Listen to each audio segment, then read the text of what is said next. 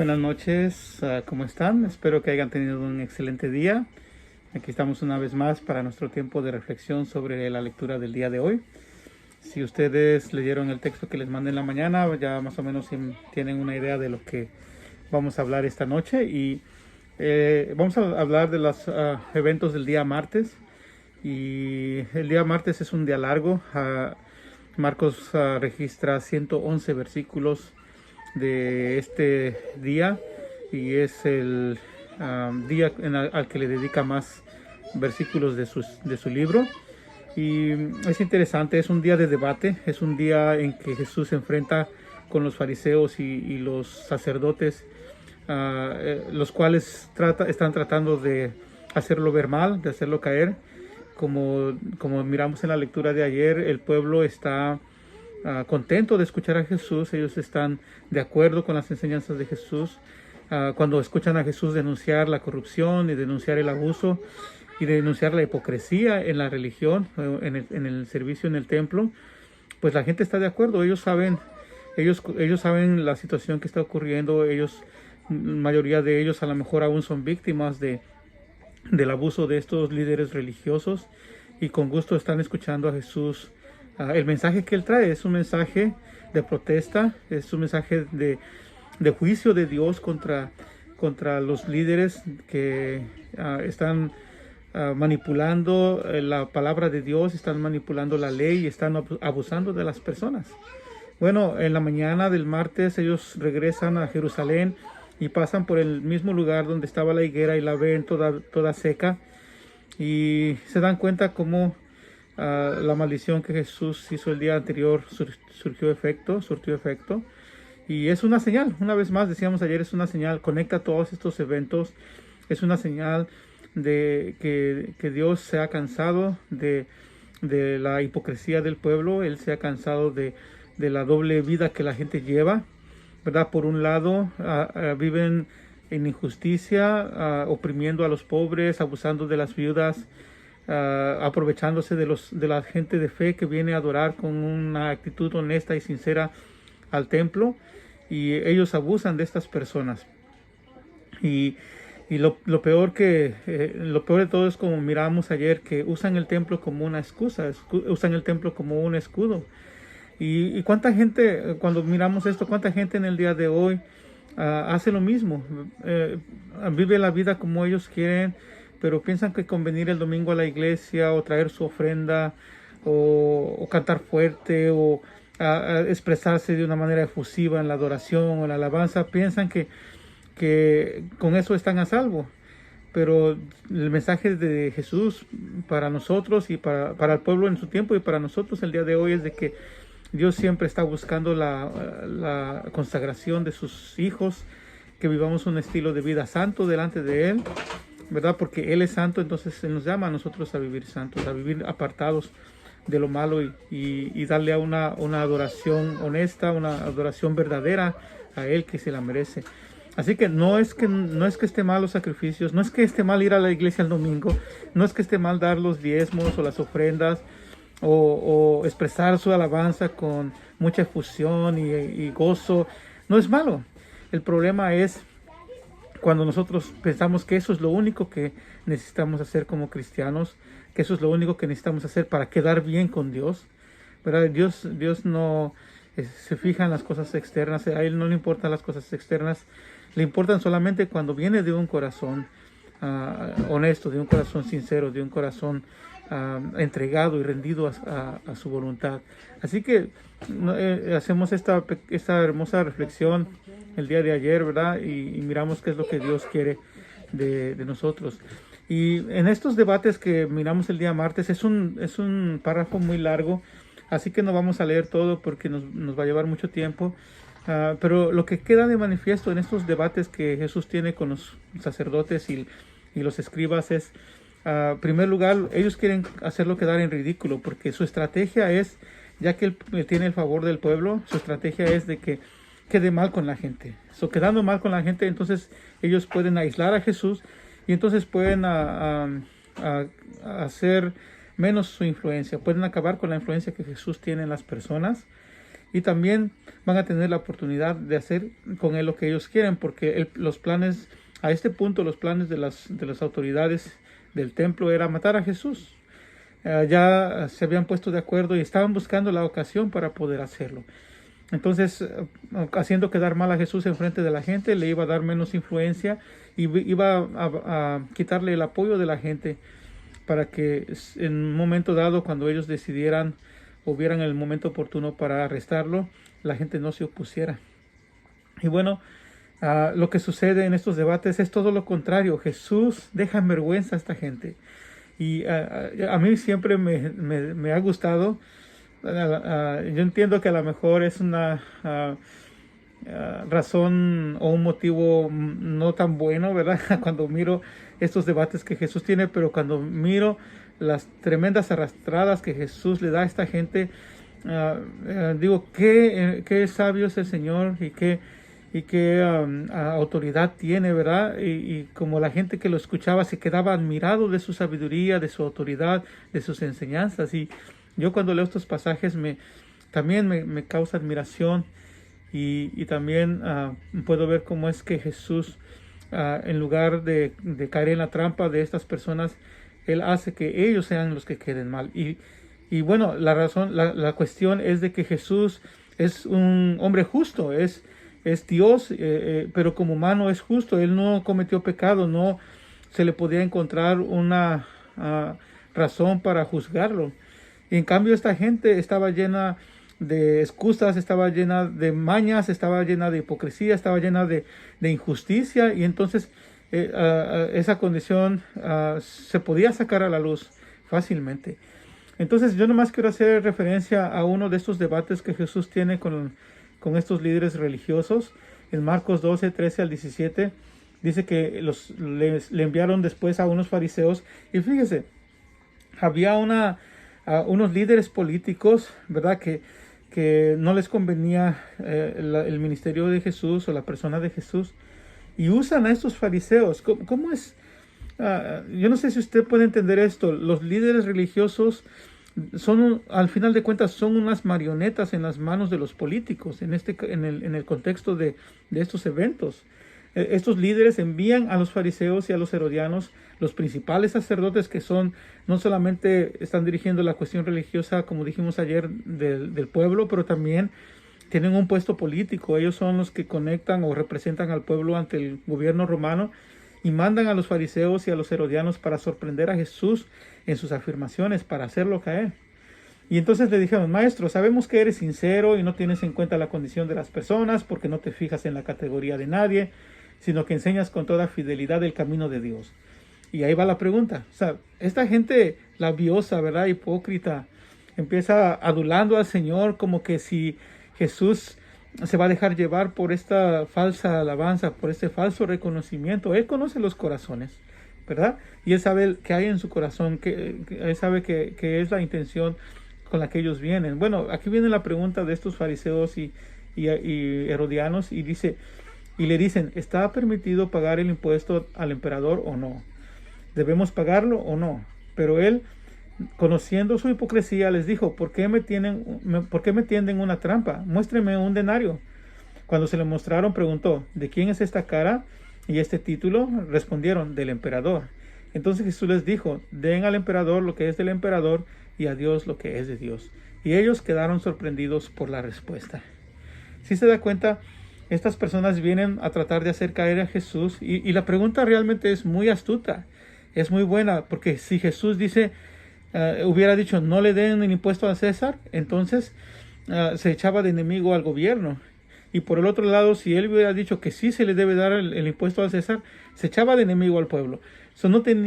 Aparentemente no tenía ninguna opción que le ayudara a Jesús delante de las personas. Pero el resultado no es como esta gente esperaba, sino todo lo contrario, porque la manera que Jesús responde es magistral. Lo que Él hace, Él les hace una pregunta y les dice si ellos traen un denario. Ahora, aquí es donde los deja en evidencia, porque se consideraba impropio traer dinero con imágenes del emperador. esa era la razón por la que la gente que venía de otros lugares a adorar a Jerusalén tenía que cambiar su dinero para poder ofrendar, porque ellos no podían ofrendar dinero romano. Ellos tenían que ofrendar en dinero del templo, porque el dinero romano traía la imagen del emperador, la imagen del César. Entonces, cuando Jesús les dice, ¿tienen ustedes un denario? El denario es más o menos el salario de un mes, perdón, de un día de una persona.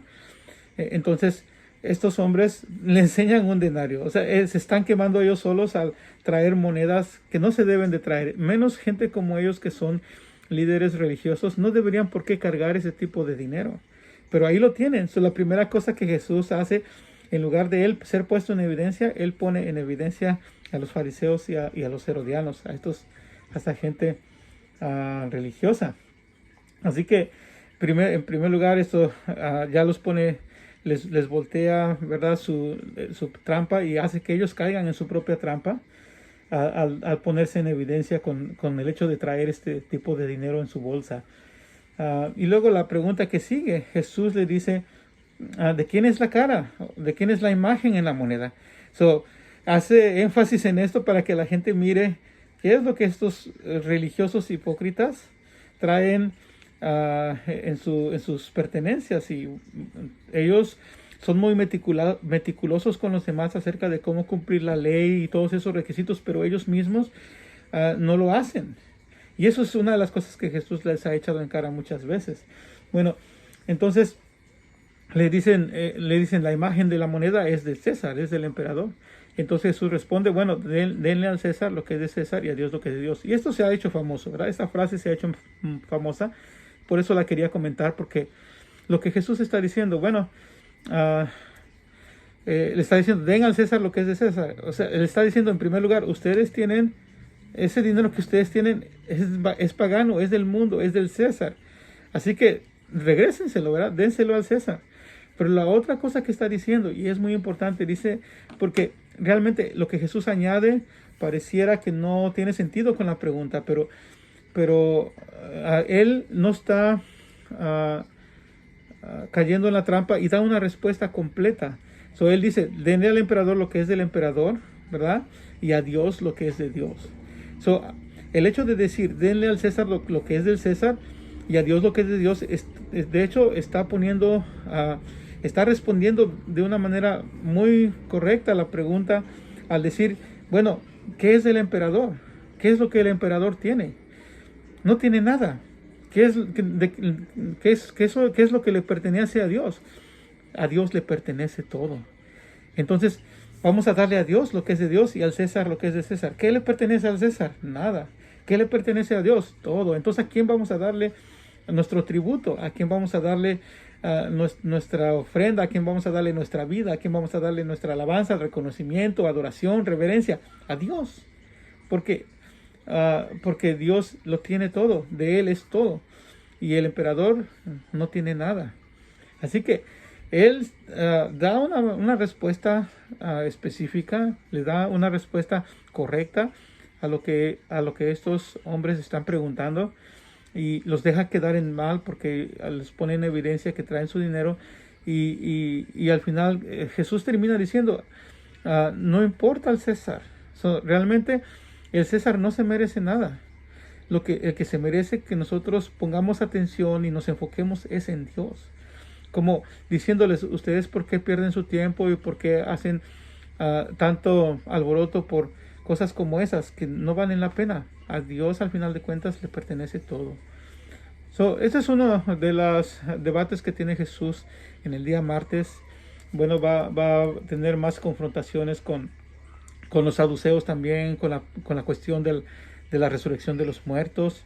Y una vez más Jesús contesta de una manera muy sabia y muy impactante, y luego habla del gran mandamiento. Y aquí en este punto sí hay una persona que viene con un interés sincero de saber cuál es el mayor mandamiento, y Jesús le responde, amarás al Señor tu Dios con todo tu corazón, con toda tu alma, con todas tus fuerzas, y a tu prójimo como a ti mismo, ¿verdad? Y después que Jesús tiene estas conversaciones con estos líderes religiosos, la palabra de Dios dice que ya nadie se animaba a preguntarle nada, porque en lugar de hacerlo caer, ellos mismos se quedaban en evidencia y su hipocresía quedaba al descubierto.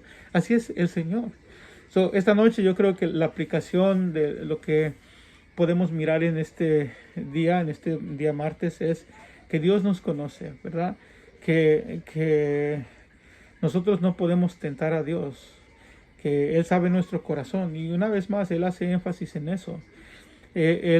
Cuando nos encontramos con Jesús, Él nos descubre quiénes somos. Él nos pone en evidencia. Y es bueno, hermanos, es bueno porque el Señor nos confronta.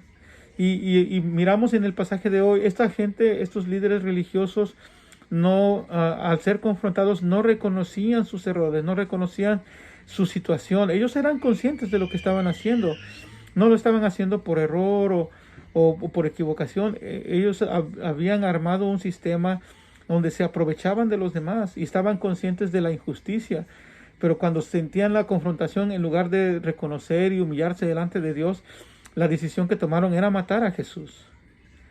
Y bueno, luego vemos a este hombre que le dice: Señor, ¿en qué se resume la ley? Bueno, una persona de entre esta gente que tiene una disposición sincera de saber qué es lo que tenemos que hacer para agradar a Dios.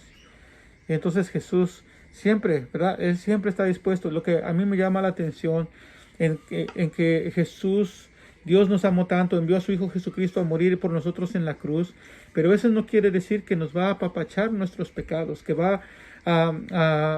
se va a asociar con nosotros en nuestro pecado, en nuestra injusticia, en nuestra maldad, en nuestra corrupción. Él nos ama. En esta semana Jesús, Él sabe que va camino a la cruz. Él sabe que va camino al martirio. Él sabe qué es lo que va a suceder con Él este fin de semana. Pero Él está ahí y ama a estas personas, pero no deja de confrontarles con su pecado. No deja de decirles que están equivocados, que están viviendo de una manera que no le agrada a Dios. Y en cada oportunidad que tiene lo hace. Y la gente, al ser confrontada, no se humilla delante de Dios. Entonces la pregunta para nosotros esta noche, o la reflexión para nosotros esta noche, es si nosotros, hermanos, dejamos que Dios nos confronte. Si cuando escuchamos la palabra de Dios y somos conscientes de nuestras faltas, si somos conscientes de nuestros errores, de nuestras fallas, hermanos, ¿cuál es nuestra actitud? ¿Reconocemos y nos humillamos delante de Dios? ¿O tratamos de callar la voz de Dios, la palabra de Dios, y si queremos continuar con la manera en que vivimos, alejados de Dios y haciendo lo que nuestra propia voluntad en lugar de la voluntad de Dios? ¿Cuál es nuestra actitud? Y yo les invito esta noche para que vengamos al Señor, ¿verdad? Y terminemos este tiempo de reflexión con una oración, pidiéndole a Dios que nos ayude para que podamos ser humildes delante de Él y reconocer nuestras faltas, reconocer nuestros errores, y al ser confrontados por Jesús podamos caer humillados delante de sus pies y confesarle nuestros pecados y pedirle que nos perdone y nos limpie de toda maldad. Él está abriendo sus brazos. Él va camino a la cruz para salvarnos. Él va al camino a la cruz para perdonar nuestros pecados, para morir en nuestro lugar. Y Él está abriendo sus brazos dispuesto para recibirnos cuando queremos venir al Señor.